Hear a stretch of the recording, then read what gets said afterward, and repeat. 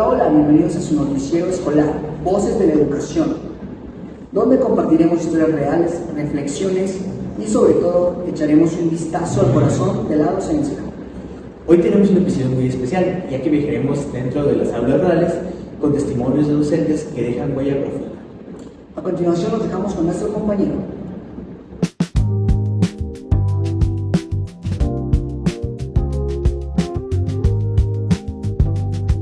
Buenos días, nos da mucho gusto contar hoy con la presencia de la doctora Guadalupe Escalante Bravo, destacada docente cuya trayectoria ha estado profundamente ligada a la formación normalista. En esta entrevista nos compartirá cómo dicha información le permitió no solo comprender mejor su papel como educadora, sino también ejercer una docencia comprometida, sensible y transformadora dentro de una comunidad. Agradecemos su disposición para dialogar y reflexionar con nosotros sobre esta valiosa experiencia. Bueno, maestra, como primer pregunta, nos gustaría saber en qué escuela o comunidad ha trabajado y cómo fue la llegada a ese lugar. Bueno, miren, no he trabajado en una sola escuela. Les voy a hablar sobre mi experiencia en educación básica. Ahorita me voy a referir a la primera escuela en la que trabajé. Bueno, yo egresé de la escuela normal a los 19 años y empecé a trabajar a esa edad. La primera escuela en la que trabajé se llamaba Venustiano Carranza y estaba en la comunidad de Tanlú, en el municipio de Santa Catarina.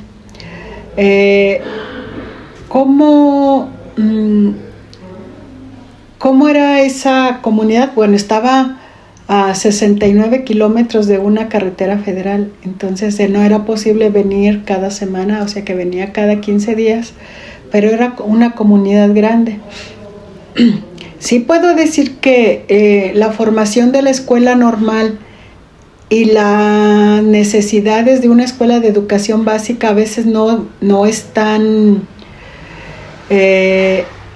unidas armónicamente. O sea, una cosa es la formación teórica y otra cosa es la formación en el campo. Entonces, el hecho de trabajar une esas dos formaciones. Por un lado, la formación teórica te ayuda a tratar de entender cómo enseñar, pero la experiencia solamente se da en el campo. Entonces, pues la escuela a la que ingresé tampoco era una escuela de organización completa, pero en este caso a mí sí me tocó un primer grado con 42 niños. Entonces, el hecho, cómo te reciben en la comunidad, pues realmente los maestros en las comunidades rurales somos de paso. Así que digan, ay, que nos hagan fiesta y todo eso, pues no necesariamente. Llegamos, cumplimos con nuestro trabajo y el nombre de la escuela, me refiero a la escuela normal, se centra en cómo tú haces el trabajo o qué tan comprometida estás con lo que haces en esa comunidad. Gracias, maestra. La siguiente pregunta sería, ¿cómo te reciben los habitantes de la comunidad? Pues bueno, es lo que acabo de decir, o sea, no te reciben así como con fiesta, ni llegó una maestra, más bien si llegó, les da gusto que llegue una maestra porque atiende a sus hijos, pero no es nada especial, o sea, más bien ya llegó alguien que tiene que realizar un trabajo, las condiciones en las que tú desempeñas tu trabajo sí son diferentes. Por ejemplo, en la primera escuela donde trabajé, si me quedaba 15 días, tenían que buscarme dónde dormir y con quién ir a comer. Porque era muy difícil que nosotros cocináramos. La escuela donde llegué sí tenía... les decían casas para el maestro, que eran 2 cuartitos, o sea, 2 cuartitos de adobe. Y llegamos 3 maestras mujeres y un maestro hombre. Entonces el maestro ocupó uno de los cuartos, nosotras 3 el otro, y eso si no nos daban eso. Pero la comida pues nosotros teníamos que pagarla, o sea, alguien de la comunidad cocinaba, pero nosotros teníamos que pagar la comida. Era difícil cocinar allá porque no había, o sea, la casa no tenía estufa, era cocinar con leña y todo eso. Y pues yo era de ciudad y no sabía cómo cocinar con leña. Entonces preferimos que una persona nos diera de comer a las 3 mujeres. Y eso sucedió igual en la segunda comunidad. Y en la tercera comunidad ya yo cociné, pero porque era una comunidad que era más accesible a los servicios, a gas, a agua, energía eléctrica, porque en la primera comunidad, ahora que recuerdo, no había energía eléctrica. Entonces eran las condiciones difíciles. Pero las personas dentro de su compromiso con la escuela sí nos ayudaban en eso. Y pues ya con eso era suficiente. Claro, maestra. También nos ayudaban a salir de la comunidad porque eran 12 kilómetros hasta donde pasaba un autobús. Entonces salíamos de la comunidad a las 5 de la mañana porque el autobús pasaba como 6:30, 7. Y ahí sí nos ayudaban a salir. Pero era como, pues las mesas tienen que salir, pues tenemos que ayudarles, ¿verdad? Nos gustaría que también nos platicara un poco de qué tan difícil fue cuando llegó a trabajar a dicha comunidad o a las comunidades. Bueno, miren, a mí me tocó primer grado de educación primaria, o sea, era enseñar a leer y escribir. Y enseñar a leer y escribir, desde ese momento sé que es de lo más difícil que hay en esta vida, en relación con los niños.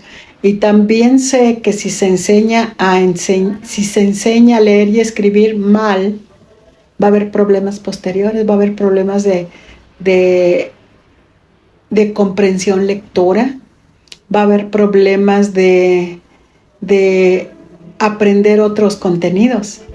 Entonces, si una maestra de primero no enseña bien con métodos efectivos, los niños van a cargar eso durante toda su vida.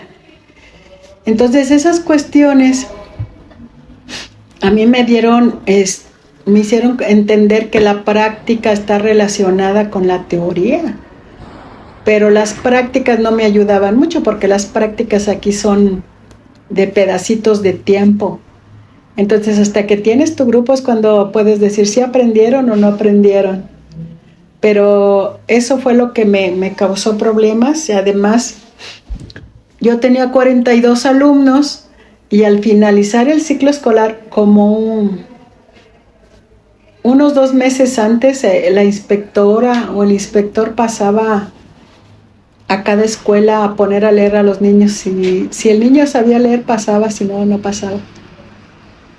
Y allí estaba tu prestigio, o sea, si eras buena maestra, era porque pasaban casi todos los niños. Si no eres buena maestra, es porque había muchos reprobados. Y a eso como que a mí me marcó, como dije, oye,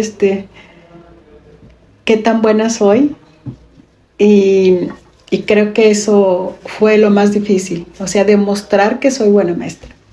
Es buena maestra. Pero estoy hablando de hace un chorro de años. Bueno, maestra, y como última pregunta, ¿qué condiciones materiales tenía esta escuela? ¿Qué le hacía falta? Miren, estamos hablando de una escuela en una comunidad súper alejada. El municipio de Santa Catarina es considerado un municipio marginal. Es donde está todavía agrupaciones PAMES. O sea, los PAMES son un grupo originario. Están en la zona media. Hay un lugar que estaba cerca de ahí, de donde yo trabajaba, que se llamaba Santa María Acapulco. y allí es donde estaba el corazón de este grupo indígena Pame. Y las condiciones de la escuela, bueno, solamente había un salón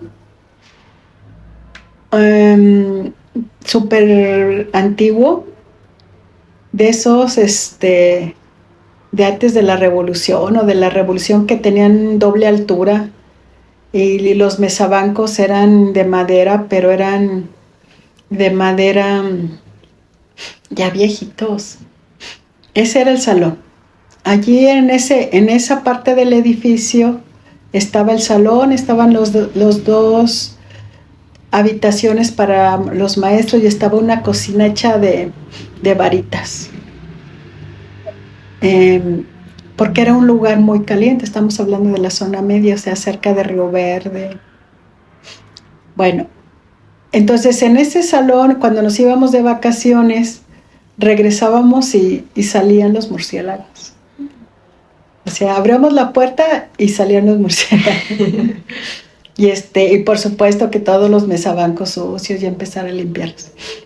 El otro salón, había otros 2 salones, pero que estaban en otro lugar.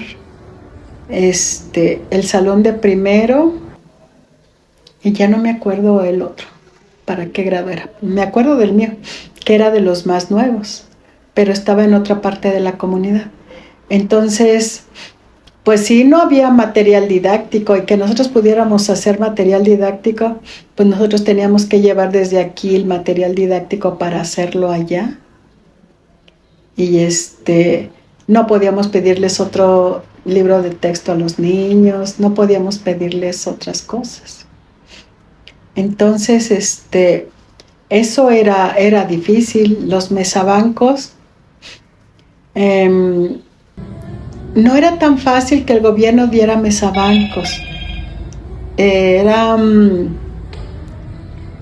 Te construían el aula y te daban mesabancos, pero que dieran mesabancos para los salones antiguos no había. Era con lo que tenías, y era en las condiciones en las que podías dar clase. O sea, 3 niños sentados en un mesabanco que es para 2, desvencijados. Esas eran realmente las condiciones de las escuelas rurales. Y por supuesto, los criterios de los maestros, pues igual, en las mismas condiciones de los alumnos. Biblioteca no existía. Entonces, pues son las condiciones reales de un maestro rural. Maestra, agradecemos profundamente sus palabras y su vocación. Su experiencia inspira a las nuevas generaciones de maestros y nos muestra que enseñar en lo rural es también construir historia. Muy bien, nos encontramos con la maestra Margarita Muñoz López, que nos contará su experiencia en la comunidad rural. ¿En qué escuela o comunidad ha trabajado y cómo fue su llegada? Sí, pues mira, yo he trabajado en algunas comunidades, no nada más en una. En la primera en la que estuve fue en Tanlajas, en una comunidad indígena que se llama el Monec entene, que es un árbol frutal.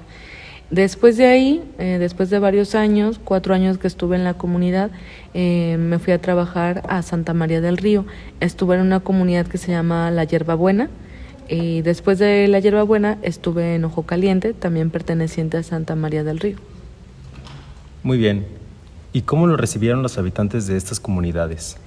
Pues bien, te puedo decir que quizá el momento más difícil para mí fue cuando llegué en la Huasteca. Primero porque pues era recién egresada, era muy joven y también no tenía como las capacidades como de tacto o de cierta empatía para poder como vincularme del todo con la comunidad. Entonces yo pienso que eso lo logré como al paso del tiempo, después de como reflexionar mi papel en la comunidad y también como maestra, pero fue un proceso de varios años.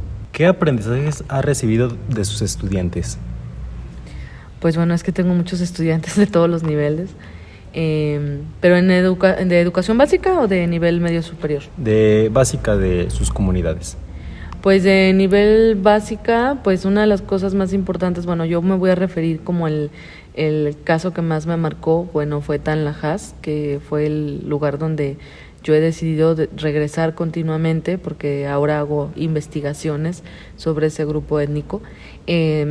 A mí uno de los aprendizajes que más me dejó fue la lengua, porque para poder comunicarme con ellos era primero tener como el respeto de conocer su cultura, su cosmogonía, su lengua, su todo, ¿no? Entonces la gente al principio mostraba como cierta distancia para revelarme, para decirme ciertas cosas, como que todo acontecía como en una especie de protocolo donde solamente era el horario escolar y después ya.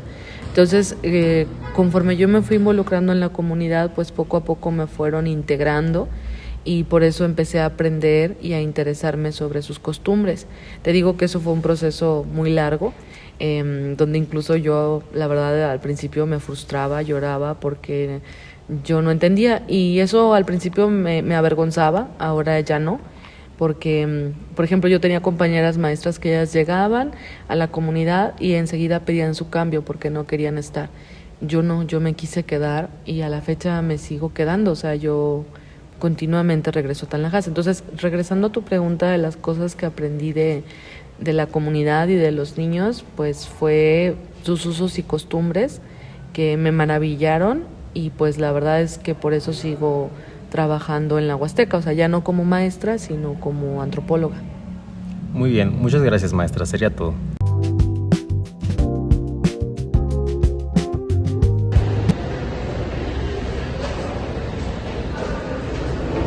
Fundada en 1849, la Escuela Normal del Estado de San Luis Potosí es una de las instituciones educativas más antiguas que se encuentran en el país.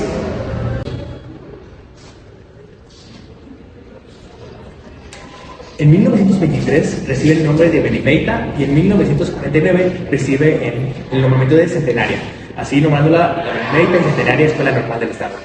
Esta ofrece licenciaturas de educación básica, las cuales podemos encontrar que son historia, educación física, primaria, preescolar, español e inglés.